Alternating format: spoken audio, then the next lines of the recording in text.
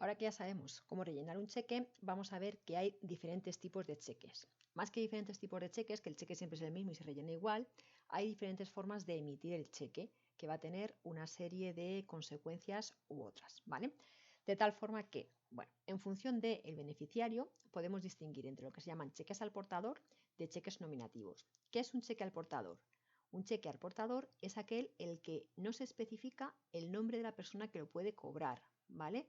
De tal forma que se pone simplemente pagues este cheque al portador y cualquier persona que tenga este cheque en su mano puede cobrar la cantidad, independientemente de quién sea. Estos cheques, por supuesto, tienen su peligro, porque se te extravía el cheque y cualquier persona que lo tenga, como no es nominativo, que va a ser lo que estudiamos a continuación, como no es nominativo, directamente puede cobrarlo, porque significa eso, el que tenga este cheque en su poder, que lo cobre. Y este banco, en este caso Bankinter, automáticamente a quien le presente este cheque le tiene que pagar 10.500 euros.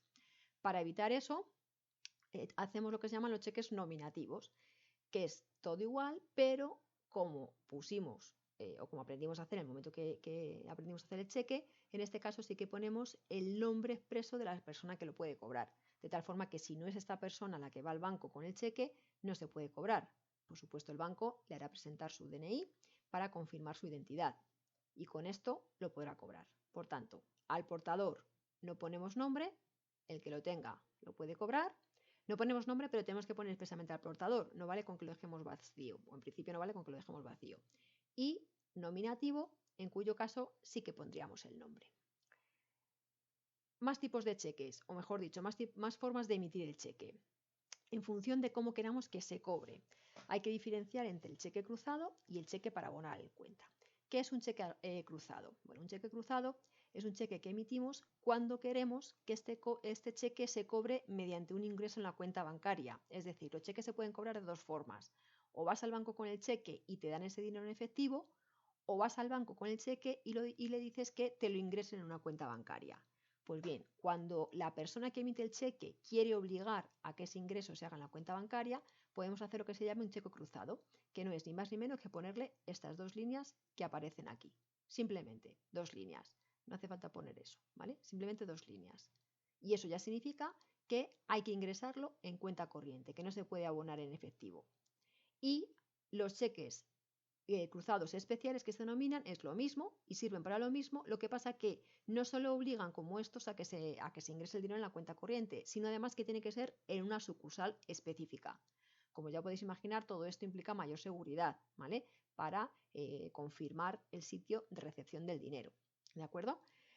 Estos cheques cruzados, como digo, obligan a hacer los ingresos en cuenta, excepto si el tenedor es cliente del mismo banco, en cuyo caso también lo puede cobrar en efectivo, ¿vale? Es decir, si este tal don Antonio García también tiene cuenta en Bankinter, aunque el cheque esté cruzado, lo puede cobrar en efectivo, ¿de acuerdo? Por tanto, solo valdría el cruzado cuando don Antonio tenga una cuenta diferente, o sea, en un banco diferente que Bankinter, ¿vale? Entonces, para evitar esto, para evitar que si don Antonio tiene una cuenta en Bankinter también lo pueda cobrar en efectivo, lo que podemos hacer es este tipo de cheques.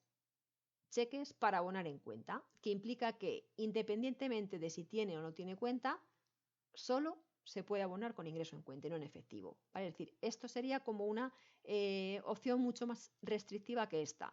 En principio esto es para abonar en una cuenta corriente directamente, pero si tienes la cuenta en ese banco te lo podrían dar en efectivo y cuando quiero limitar esa opción directamente lo que hago es para abonar en cuenta y entonces no doy opción. Este cheque no se puede cobrar en efectivo, solo puedes hacer, el banco en este caso, solo puede hacer el traspaso a la cuenta corriente del tenedor en este caso.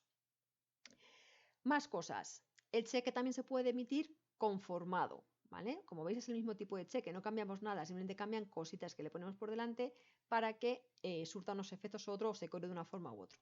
Vale, el cheque conformado, ¿qué significa?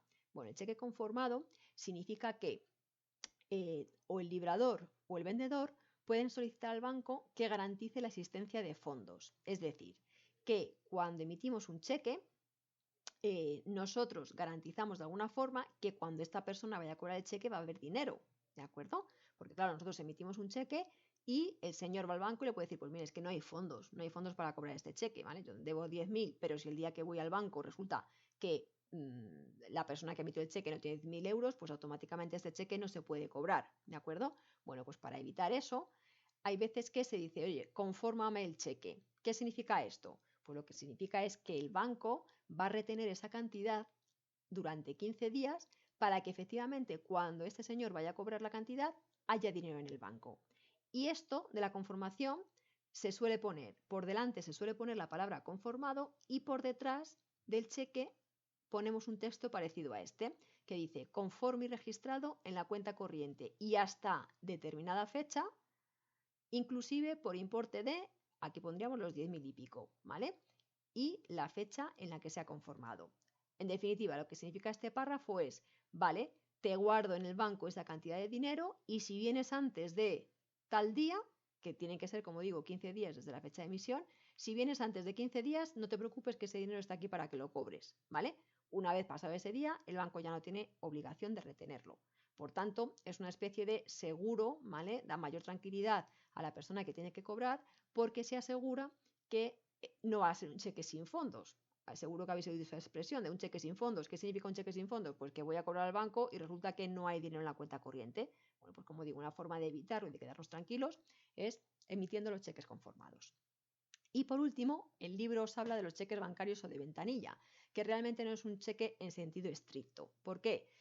Porque realmente esto es un documento que emiten directamente los bancos para sacar dinero, ¿vale? Es decir, es un documento que le permite al propio titular de la cuenta sacar dinero de su cuenta corriente y tener una especie de justificante. Por tanto, como realmente es eso, normalmente más que cheques bancarios de ventanilla, el banco lo que te hace es un justificante como de que has retirado el dinero en efectivo, ¿de acuerdo? Bueno, no le vamos a hacer mucho caso, pero simplemente vamos a tenerlo en cuenta para que sepamos lo que es y para qué se utiliza. Pero como digo, no es un cheque en sentido estricto y por tanto no vamos a tener que hacer nada con él. Y por último, vamos a ver cómo se puede cobrar un cheque, si hay plazos o no hay plazos. Y sí que hay una serie de cosas que tenemos que tener en cuenta. En primer lugar, que hay un plazo determinado para presentar el cheque al pago. Es decir, tenemos un plazo desde que lo emiten para llevar el cheque al banco y decir, oiga, que vengo a cobrar esta cantidad. Ese plazo es de 15 días naturales, es decir, que cuentan domingos y festivos, 15 días naturales para los cheques que han sido emitidos en España y que hay que pagar en España, ¿vale? Es decir, lo emite una empresa española y se paga en un banco español. El plazo se amplía a 20 días naturales cuando el cheque ha sido emitido en cualquier país de la Unión Europea y hay que pagarlo en España. O 60 días naturales cuando los cheques han sido emitidos fuera de Europa, es decir, en cualquier otro país, y se tienen que pagar en España. ¿De acuerdo? Por tanto, realmente el plazo depende de dónde se ha emitido, ¿vale? En España, en Europa o fuera de Europa. Y en función de eso tenemos los plazos. Eso es para presentar el cheque, ¿de acuerdo? Pero no siempre que presentamos el cheque hay dinero para cobrar. Por tanto, ¿cuándo prescribe el cheque? Es decir, ¿cuándo caduca? Bueno, pues una vez que el cheque se ha presentado, pasados 6 meses ya ha prescrito y por tanto, si no hubiese sido cobrado, hubiese sido cualquier cosa con el cheque, habría que hacer uno de nuevo, porque el anterior ya no nos vale, ya se ha caducado, ya no nos vale, ¿de acuerdo? Por otra parte, puede suceder que vayamos al banco y no haya dinero para cobrar el importe total del cheque, pero sí una parte, es lo que se llama pago parcial. Bueno, pues si en ese momento no se puede pagar todo, pero sí una parte, hay que realizar ese pago parcial y además la persona que tiene derecho a cobro tiene obligación de cogerlo. No vale con decir, no, no, pero es que bueno, me espera que esté todo y ya me lo darás todo junto. No, se realiza ese cobro parcial y luego ya, cuando haya fondos, se cobra la diferencia. Y por último, si finalmente el cheque no se puede cobrar, porque no hay dinero o porque no se ponen fondos a su disposición, en este caso el beneficiario o tenedor, la persona que tiene el cheque, puede reclamar el pago. Como decíamos al principio de la unidad, de la unidad del cheque, esto está regulado por la ley cambiaria del cheque, de tal forma que son títulos ejecutivos, es decir, en un momento determinado se puede reclamar su pago, ¿vale?